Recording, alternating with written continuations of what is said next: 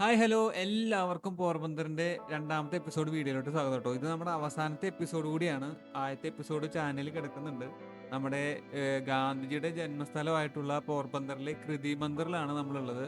കൃതി മന്ദിറിന്റെ ആദ്യത്തെ പാട്ടിലുള്ള കുറച്ച് വിശേഷങ്ങൾക്ക് ശേഷം രാത്രിയിലെ പോർബന്തറിന്റെ കാഴ്ചകളും അതുപോലെ നമുക്ക് രാത്രിയിൽ പോർബന്തറിൽ നിന്ന് അനുഭവപ്പെട്ട ഒരു ചെറിയ പ്രശ്നത്തിന്റെയും ഒക്കെ വീഡിയോ ഉൾപ്പെടുത്തിയിട്ടുള്ള ചെറിയൊരു വീഡിയോ ആണ്. അപ്പൊ എല്ലാവരും വീഡിയോ കണ്ട് ഇഷ്ടപ്പെടുന്നു വിചാരിക്കുന്നു. നമുക്ക് വീഡിയോയിലോട്ട് കിടക്കാം.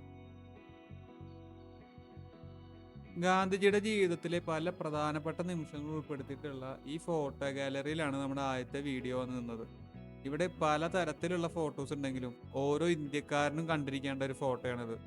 1948 ജനുവരി 30 വെടിയുണ്ടകൾക്ക് ആശയങ്ങളെ കൊല്ലാൻ സാധിക്കില്ലെന്ന് നാഥുറാം ഗോഡ്സെ തിരിച്ചറിഞ്ഞ ദിവസം. ഗാന്ധിജിയുടെ ആ സ്വർഗീയ യാത്രയിൽ പങ്കെടുത്ത ആളുകളുള്ള ചിത്രങ്ങളാണിത്.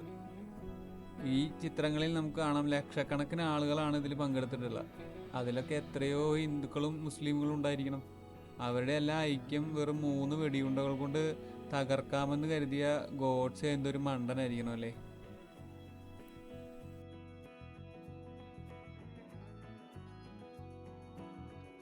അങ്ങനെ ഫോട്ടോ ഗാലറി എല്ലാം കണ്ടു കഴിഞ്ഞ് താഴെ കുറച്ചു നേരം വിശ്രമിക്കാമെന്ന് വിചാരിച്ച് നമ്മൾ താഴേക്ക് ഇറങ്ങി. താഴേക്ക് ഇറങ്ങിയപ്പോൾ അവിചാരിതമായി നമ്മൾ 2 മലയാളികളെ കണ്ടുമുട്ടി. പിന്നെ അവിടുന്ന് അങ്ങോട്ട് ഞങ്ങൾ ഗുജറാത്തിലോട്ട് ബൈക്ക് ഓടിച്ച് വന്നതിൻ്റെ വിശേഷങ്ങൾ ഞങ്ങളും ഇത്രയും കാലം ഗുജറാത്തിൽ പഠിച്ചതിൻ്റെയും വർക്ക് ചെയ്തതിൻ്റെ എക്സ്പീരിയൻസ് അവരും അങ്ങോട്ടും ഇങ്ങോട്ടും ഭയങ്കര ചർച്ചയായിരുന്നു. കുറച്ച് നേരത്തെ ചർച്ചയ്ക്കൊടുവിൽ തന്നെ നമ്മൾ ഭയങ്കര ഒരു ബോണ്ടിങ്ങിലെത്തി. എന്ന് വെച്ച് കഴിഞ്ഞാൽ നമുക്ക് പെട്ടെന്ന് അവരായിട്ടങ്ങ് കണക്ട് ചെയ്യാൻ പറ്റി. അങ്ങനെ നമ്മുടെ ഒരേ വൈബിലുള്ള ആൾക്കാരായതുകൊണ്ട് തന്നെ നമ്മൾ നമ്മുടെ പരിപാടികളും അവരവരുടെ പരിപാടികളും നമ്മളോട് ഇങ്ങനെ വിശദീകരിച്ചുകൊണ്ടിരിക്കുകയായിരുന്നു. അപ്പം ഞങ്ങൾ നാളെ അതായത് പോർബന്തർ കഴിഞ്ഞ് നമ്മൾ നേരെ ദ്വാരകയിലോട്ടാണ് പോകുന്നതെന്നൊക്കെ പറഞ്ഞപ്പോൾ അവരും ഉണ്ടെന്നൊക്കെ പറഞ്ഞ് അങ്ങനെ നമ്മളത് കണക്റ്റഡായി. നമ്മൾ കുറേ 2-3 ഫോട്ടോയും എടുത്ത് അടിപൊളിയായിട്ടാണ് അവിടെ നിന്ന് പോകുന്നത്. ഇങ്ങനെയുള്ള ആളുകളെ നമ്മൾ കണ്ടുമുട്ടുമ്പോൾ നമുക്കൊരു സന്തോഷമുണ്ട്. അതായത് ട്രാവൽ ചെയ്യുന്ന ഒരേ മൈൻഡുള്ള ആളുകൾ എപ്പോഴും അടിപൊളിയായിരിക്കും. അങ്ങനെ ഒരുപാട് നേരത്തെ ചർച്ചയ്ക്ക് ശേഷം ഞങ്ങൾ പുറത്തിറങ്ങി. പോർബന്തർ ബീച്ചിൽ വന്നിരിക്കുകയാണ് ഇപ്പോൾ. ഒരു 5 മണി 5:30 കാണും സമയം. അപ്പോൾ സൺസെറ്റ് കണ്ട് അവിടെ ഇങ്ങനെ കുറച്ച് നേരം വിശ്രമിക്കാമെന്ന് കരുതിയിട്ടാണ് ഇരിക്കുന്നത്. അങ്ങനെ അവിടെ നിന്ന് മേടിച്ച ഒരു കടല എന്നല്ല പറയുക, അതിനെന്താ ഉഴുന്നുപരിപ്പ് ഇങ്ങനെ വറുത്തെടുത്തിട്ടുള്ളൊരു സാധനം, അതും കഴിച്ച് അവിടെ ഇങ്ങനെ ഇരിക്കുകയാണ്. അങ്ങനെ കുറച്ച് നേരം അവിടെ ഇരുന്ന് വിശ്രമിച്ച് അത് കഴിഞ്ഞപ്പോൾ നമ്മൾ രാത്രിയായപ്പോൾ നമ്മൾ വീണ്ടും കൃതി മന്ദിറിന്റെ ഭാഗത്തോട്ട് വരികയാണ്. എന്ന് വെച്ച് കഴിഞ്ഞാൽ ഈ കൃതി മന്ദിറിന്റെ അടുത്ത് തന്നെയാണ് പോർബന്തറിന്റെ ഒരു മാർക്കറ്റ് നിൽക്കുന്നത്. ഈ മാർക്കറ്റിനകത്ത് തന്നെയാണ് കൃതി മന്ദിർ ഉള്ളത്. ചെറിയ ഇടുങ്ങിയ വഴിയാണ്. അങ്ങനെ നമ്മൾ അവിടെ നടന്ന് കാണാമെന്നുള്ളൊരു സെറ്റപ്പിൽ നമ്മൾ ഇറങ്ങുകയാണ്. കൃതി മന്ദിർ കാണാൻ വേണ്ടി ഇറങ്ങിയ സമയം അടിപൊളിയായിരുന്നു. എന്താ കാര്യം വെച്ച് കഴിഞ്ഞാൽ നമ്മൾ കാണാൻ വന്നതിൻ്റെ പിറ്റേ ദിവസം ഈ ഗുജറാത്തികളുടെ പുതുവത്സരം എന്നൊക്കെ പറയാം. അതായത് അവരുടെ ഇപ്പം നമ്മുടെ എന്താ പറയുക ചിങ്ങോന്നൊക്കെ പറയില്ലേ, അങ്ങനെ അവരുടെ ഒരു പുതുവത്സരം പുതുവർഷം അത് തന്നെയായിരുന്നു. അപ്പോൾ അതിനോടനുബന്ധിച്ചിട്ടുള്ള മാലകൾ അതുപോലെ പൂജാ സാധനങ്ങളൊക്കെ ആയിരുന്നു അന്ന് മാർക്കറ്റിലെ മെയിൻ ഐറ്റം. അപ്പോൾ ഇത് മേടിക്കാൻ വേണ്ടി തന്നെ ഒരുപാട് ആളുകളും ഒരുപാട് വണ്ടികളും ഉണ്ട് ഈ മാർക്കറ്റിനകത്ത്. ഇടുങ്ങിയ വഴിയാണ്, അതിൻ്റെ ഉള്ളിലൂടെയാണ് ബൈക്കുകളും അതുപോലെ ആളുകളും സഞ്ചരിക്കുന്നത്. അപ്പോൾ നമ്മൾ കുറച്ച് നേരം ആ മാർക്കറ്റിൽ ഇങ്ങനെ ഇറങ്ങി നടന്നു. എന്ന് വെച്ച് കഴിഞ്ഞാൽ ഇവിടെ ഇപ്പോൾ വിശേഷിച്ചൊന്നും ഉണ്ടായിട്ടല്ല, കുറേ വെളിച്ചം, പിന്നെ അവരുടേതായ കുറച്ച് കടകൾ, ഡ്രസ്സ് കടകൾ, അങ്ങനത്തത്, പിന്നെ കുറേ ഒച്ചപ്പാടും ബഹളവും, ഇതിലെല്ലാം ഉപരി ഒരു ലോഡ് ആൾക്കാർ. ആക്ച്വലി നല്ല രസമല്ലേ. അങ്ങനെ നമ്മൾ അതൊക്കെ എൻജോയ് ചെയ്ത് ഇങ്ങനെ വരുമ്പോഴാണ് ഇവന്മാരുടെ അതായത് ഈ ബൈക്കുമായിട്ട് വരുന്ന ആൾക്കാർക്ക് സിവിക് സെൻസ് ഭയങ്കര കുറവാണ് അവിടെ. എന്ന് കാര്യം വെച്ച് കഴിഞ്ഞാൽ ഇവന്മാർ ബാക്കിൽ വന്ന് ഇങ്ങനെ ഹോൺ ഞെക്കി പിടിക്കും. നമുക്ക് വണ്ടിയുടെ ശബ്ദം കേട്ടാൽ അറിയാലോ ബാക്കിൽ ആളുണ്ടോ ആളില്ലേന്ന്. അപ്പോൾ നമ്മളിങ്ങനെ മാറി കൊടുക്കുന്നുണ്ട്, പക്ഷേ ഞെക്കി പിടിച്ചുകൊണ്ടേ ഇരിക്കുക. അങ്ങനെ കുറച്ച് കഴിഞ്ഞപ്പോഴേക്കും നമുക്ക് ഭയങ്കര വിശപ്പ് അനുഭവപ്പെട്ടു. അപ്പോൾ നമ്മൾ ഭക്ഷണം കഴിക്കാമെന്ന് വിചാരിച്ചു. അങ്ങനെ നമ്മൾ കൃതി മന്ദിറിൽ വെച്ച് കണ്ടുമുട്ടിയ നമ്മുടെ കൂട്ടുകാരന്മാരുണ്ടല്ലോ 2 പേര്, ഇവർ പറഞ്ഞിട്ട് നമ്മൾ ഒരു ഹോട്ടലിലോട്ട് പോവുകയാണ്. എന്ന് വെച്ച് കഴിഞ്ഞാൽ ഈ ഗുജറാത്തിൽ കൂടുതലും 90% നോൺ വെജ് കിട്ടാത്ത ഹോട്ടലുകളാണ്, വെജ് ഹോട്ടൽസാണ് കൂടുതൽ.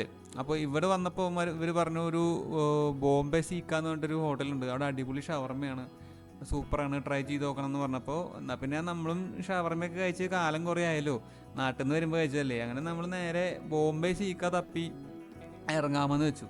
അപ്പോൾ പോകുന്ന വഴിക്കൊക്കെ തിരക്കുണ്ട്. അങ്ങനെ കുറച്ച് ദൂരം സഞ്ചരിക്കേണ്ട ആവശ്യമുള്ളൂ തോന്നുന്നു. അങ്ങനെ ഹോട്ടലിലെത്തി.